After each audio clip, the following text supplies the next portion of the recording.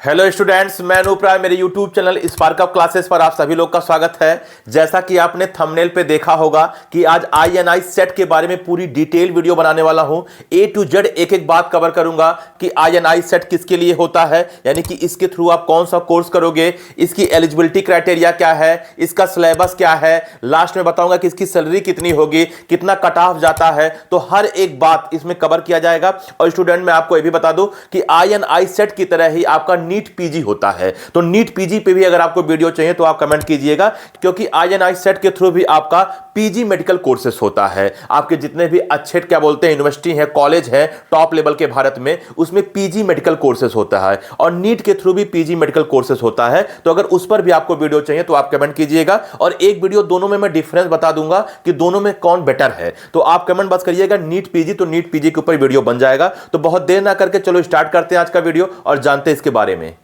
तो जैसा कि आपने स्टार्टिंग में सुना होगा कि आईएनआई सेट की पूरी डिटेल वीडियो बनाने वाला हूं। आईएनआई सेट किसके लिए होता है पहले ये जान लेते हैं। आईएनआई सेट एग्जाम जो होता है वो आपका एम्स दिल्ली कंडक्ट कराता है। एम्स दिल्ली का आपने नाम तो सुना ही होगा। अगर आप मेडिकल फील्ड से हो, आप बायो से पढ़े हो और आप मेडिकल में कोई भी कोर्स करना चाहते हो तो एम्स दिल्ली एक फेमस इंस्टीट्यूट है, तो वो इसको कंडक्ट कराता है। किसके लिए होता है मैंने स्टार्टिंग में ही बताया कि आपके भारत में जितने भी टॉप कॉलेज है उसमें आपको पीजी में एडमिशन मिलेगा, यानी कि पोस्ट ग्रेजुएशन में एडमिशन मिलेगा मेडिकल फील्ड में।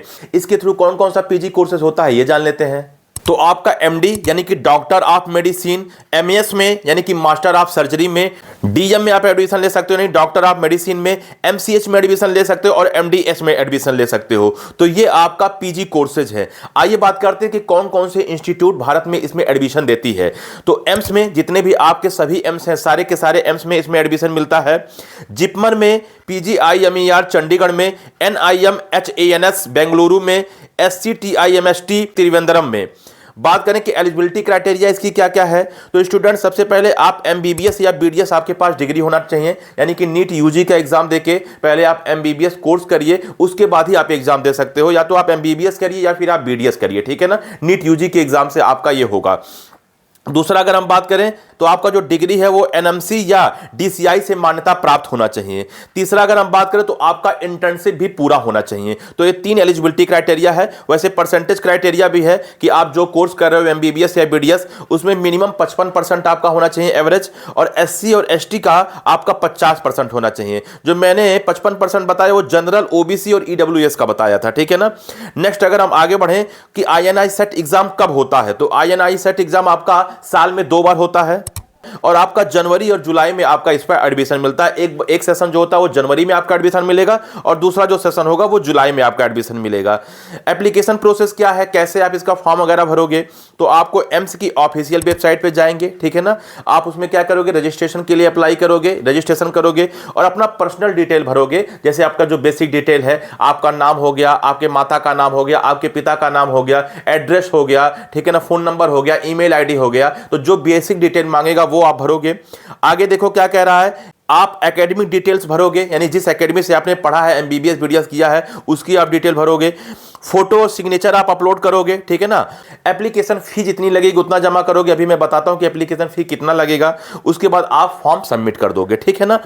अगर हम बात करते हैं सर एप्लीकेशन फी कितना लगेगा, तो अगर आप जनरल हो, ओबीसी हो, ईडब्ल्यूएस हो, तो आपका एप्लीकेशन फी 4000 रुपया लगेगा। वैसे फी ज्यादा है, लेकिन ये पीजी कोर्स है और आपका एमडी एमएस करा रहा है, यानी कि आप समझो एमबीबीएस से भी आप अच्छा कोर्स कर रहे हो। एमबीबीएस तो आप कर ही रहे हो, उससे भी आगे का ये स्टेप है, तो 4000 फीस तो आपका लगेगा। और अगर आप एससी हो या एसटी हो तो आपका 3200 यानी कि 3200 रुपया लगेगा। और जो पीडब्ल्यूडी कैंडिडेट हैं उनका कोई भी पैसा नहीं लगेगा, उनका फ्री है, ठीक है ना। आइए बात करते हैं कि एग्जाम पैटर्न क्या होगा। तो स्टूडेंट जो एग्जाम का मोड होगा वो ऑनलाइन होगा, यानी कि कंप्यूटर बेस्ड टेस्ट होगा आपका, ऑफलाइन पेपर इसका नहीं होता है। ड्यूरेशन 3 घंटे का पेपर होगा। टोटल क्वेश्चन कितना होगा आपका, 200 क्वेश्चन टोटल आएगा। और किसमें से आएगा, जो आपने एमबीबीएस कोर्स किया, जो आपने बीडीएस कोर्स किया है उसी सब्जेक्ट से आएगा। अब एमबीबीएस में भी बहुत सारे फील्ड होते हैं, तो उस फील्ड उस सब्जेक्ट से आएगा, ठीक है ना। वैसे अभी मैं आपको सिलेबस बता दूंगा, बगल में आपको सिलेबस लिखा मिलेगा, आप स्क्रीनशॉट ले लीजिएगा, ठीक है। क्वेश्चन टाइप की बात करूं तो आपका मल्टीपल चॉइस क्वेश्चन होगा, यानी कि एमसीक्यू होगा। आपको पता है कि 2 टाइप के क्वेश्चन होते हैं ऑब्जेक्टिव, एक एमसीक्यू होता है, एक आपका एमएस क्यू होता है। एमसीक्यू क्या होता है, यानी कि जिसमें आपका एक ऑप्शन ऑप्शन सही रहेगा, बाकी 3 ऑप्शन गलत रहेंगे। और MSQ क्या होता है, मल्टीपल सेलेक्ट क्वेश्चन क्या होता है, जिसमें एक से अधिक ऑप्शन भी सही होते हैं, वो आपका MSQ होता है। तो इसमें जो क्वेश्चन का टाइप होगा वो MSQ होगा, ठीक है ना, सॉरी MCQ होगा। लैंग्वेज की बात कर दें तो पेपर आपका केवल इंग्लिश लैंग्वेज में आएगा, हिंदी लैंग्वेज में नहीं आएगा। बेशक आपका ऑनलाइन टेस्ट हो रहा है, बहुत सारे ऑनलाइन टेस्ट ऐसे होते हैं जिसमें आपको लैंग्वेज चूज करना होता है। जैसे मान लीजिए आप कोई ऑनलाइन फॉर्म भर रहे हो और उसका ऑनलाइन एग्जाम ही होने वाला है, तो उसमें ऑप्शन आता है कि आप हिंदी सेलेक्ट करो या इंग्लिश सेलेक्ट करो। जो स्टूडेंट हिंदी सेलेक्ट करते हैं उनका पेपर हिंदी में आता है, जो इंग्लिश सेलेक्ट करते हैं उनका पेपर इंग्लिश में आता है। बट इसमें ऐसा नहीं है, इसमें आपका पेपर इंग्लिश में ही आएगा। आगे बढ़ते हैं स्टूडेंट्स, अगर हम मार्किंग स्कीम की बात कर लें तो अगर आप सही करते हो तो आपका 1 नंबर रहेगा, अगर आप गलत करते हो तो आपका -1/3 होगा, यानी कि नेगेटिव मार्किंग भी है। और अगर आप क्वेश्चन अटेंड ही नहीं करते हो, अगर आप क्वेश्चन को छोड़ देते हो तो आपका कोई नंबर नहीं कटेगा और ना ही आपको कोई नंबर मिलेगा, ठीक है ना। सिलेबस की बात कर लें तो देखो सिलेबस डिपेंड करता है कि आप किस फील्ड से MBBS किए हो। जैसे मान लीजिए आप प्री क्लिनिकल फील्ड से हो तो आपका एंटोनॉमी होगा, फिजियोलॉजी होगा, बायोकेमिस्ट्री होगा। इसी प्रकार से अगर आप पैरा क्लिनिकल हो तो भी आपको सिलेबस दिख रहा होगा, क्लिनिकल फील्ड से हो तो भी आपको सिलेबस दिख रहा होगा। तो सिलेबस आप देख लीजिएगा कि आप किस फील्ड से MBBS किए हो। आगे बढ़ते हैं कि एग्जाम के लिए सर एडमिट कार्ड कब निकलेगा, तो आपके एग्जाम के लगभग 1 हफ्ता पहले आपका एडमिट कार्ड जारी होगा, जो कि आपको ऑनलाइन ही डाउनलोड करना होगा और डाउनलोड करके आप उसका प्रिंट आउट निकलवा लीजिए।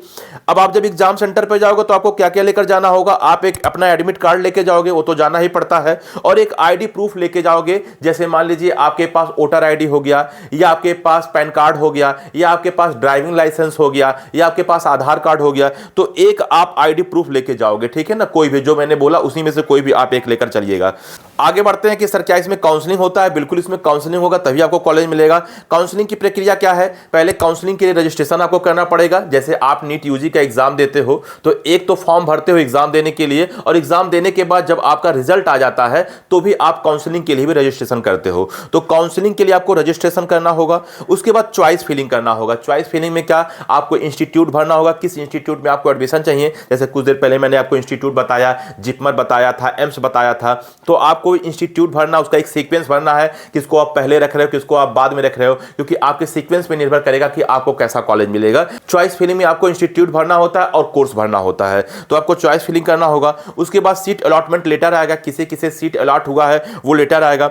जब वो लेटर आएगा, अगर सीट अलॉटमेंट लेटर में आपका नाम है तो डॉक्यूमेंट वेरिफिकेशन होगा, आपका डॉक्यूमेंट देखा जाएगा कि हर एक डॉक्यूमेंट सही है या नहीं सही है, सारी दस्तावेज आपका चेक किया जाएगा। उसके बाद आपका एडमिशन होगा, यानी कि आपको रिपोर्टिंग के लिए कॉलेज पे जाना होगा। नेक्स्ट है स्टूडेंट, अगर हम बात कट ऑफ की कर लें तो अगर आप जनरल हो तो आपका कम से कम 50 परसेंटाइल होना चाहिए जो आप INI सेट एग्जाम दोगे।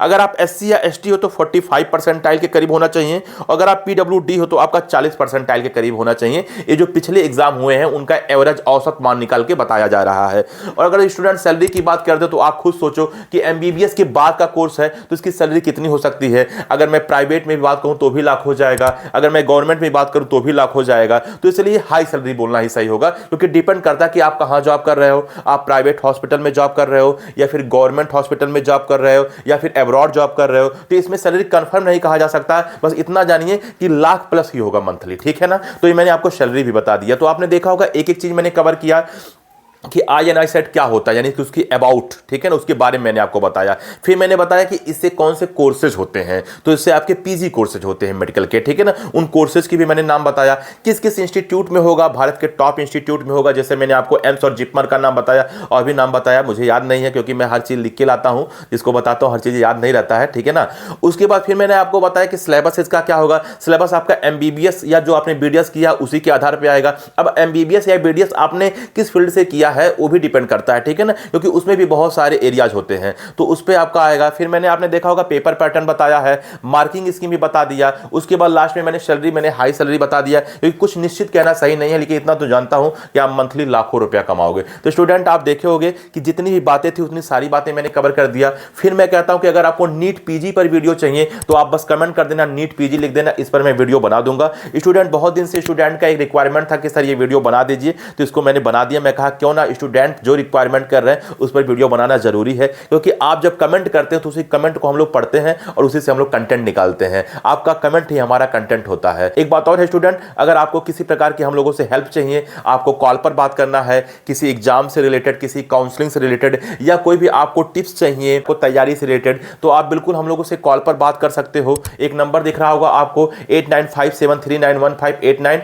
आप इस पर व्हाट्सएप मैसेज करें, अपना डाउट लिखें, हम लोग उस डाउट को पढ़ेंगे। उसके बाद एक क्यूआर कोड आपके पास जाएगा, आपको 200 का पेमेंट करके उसका स्क्रीनशॉट भेजना होगा और अपना नाम लिखकर भेजना होगा। आप देखोगे कुछ ही देर बाद आपके पास कॉल जाएगा और एक एक डाउट आपका समाप्त किया जाएगा, यानी कि हर एक डाउट सॉल्व किया जाएगा। अगर आपकी डाउट सॉल्व नहीं कर पाते हैं तो आपका पैसा उसी अकाउंट में रिफंड कर दिया जाएगा। तो आप ये सुविधा उठा सकते हो। अगर वैसे छोटे मोटे डाउट हैं तो आप कमेंट में भी पूछ सकते हो, मैक्सिमम कमेंट का भी रिप्लाई किया जाता है। तो ठीक है स्टूडेंट, इस वीडियो में इतना ही। इसी प्रकार से अगर कोई और वीडियो चाहिए तो आप कमेंट करो। और हां, अगर नीट पीजी पे वीडियो चाहिए तो फिर एक बार कह रहा हूं, तो आप नीट पीजी जरूर लिख देना, क्योंकि नीट पीजी का वीडियो बनाने के बाद, उसके बाद INI सेट का वीडियो बनाने के बाद मैं सोचा हूं कि उसमें डिफरेंस बताऊंगा, जिसकी वजह से उसमें डिफरेंस भी क्लियर हो जाएगा कि स्टूडेंट्स के लिए कौन सा बेटर है। तो ठीक है स्टूडेंट, इस वीडियो में इतना ही। मिलते हैं नेक्स्ट वीडियो में, तब तक के लिए जय हिंद।